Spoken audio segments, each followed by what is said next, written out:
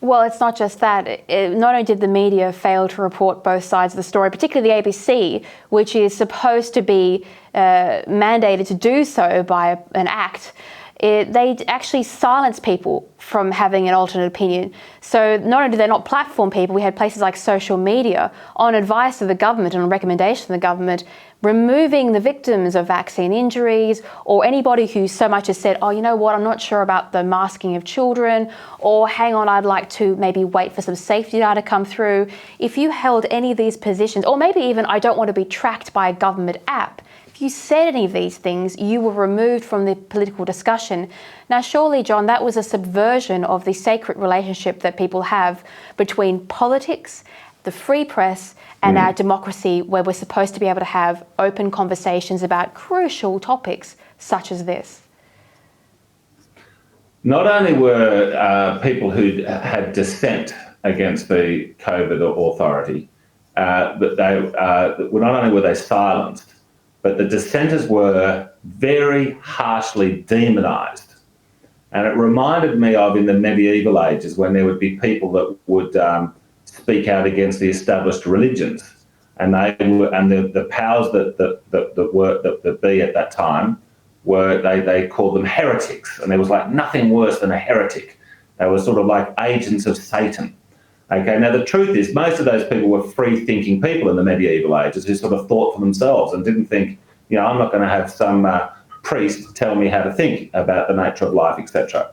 And a lot of those heretics were killed. Now this wasn't as bad during COVID. I'm not saying it's the equivalent of the Inquisition, but I am saying it was the same. It was coming from the same place, and it was on the same road, and so we were called cookers and absolutely demonised. And they turned people against each other. So if you were a dissenter, you know, you had family and friends turn against you. Lots of people got sacked with no compassion whatsoever. And it was all for nothing because everybody caught COVID anyway. And I think there's, you know, look, one of the things I do want to hopefully get to the bottom of here in my time in Parliament is I want to understand about these vaccine injuries. You know, now this was a rushed vaccine. You know, normally vaccines take many, many years to get from concept to market. And the reason it takes so long is because of the potential for unexpected side effects.